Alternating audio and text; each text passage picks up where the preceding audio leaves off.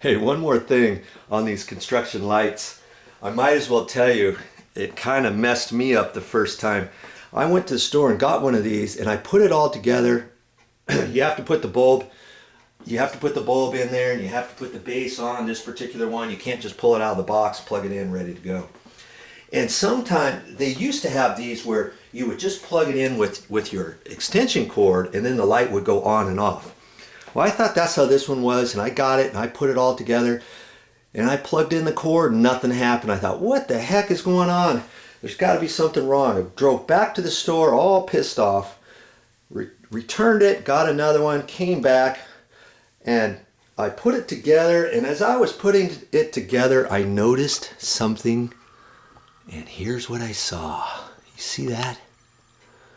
That's an on-off switch, a button. You push it in and out, and it turns the light on and off.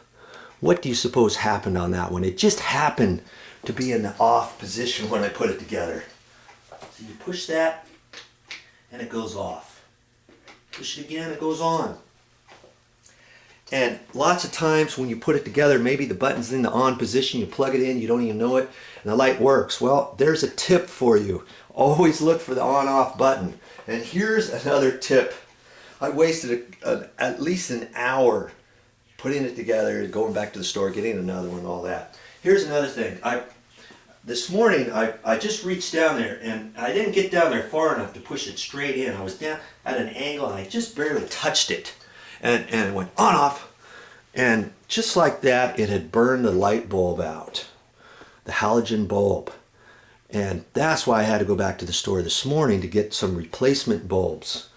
So from now on, I'm gonna make sure I'm not gonna make any assumption. I'm gonna push that straight in and out instead of up here trying to touch it real quick. Okay?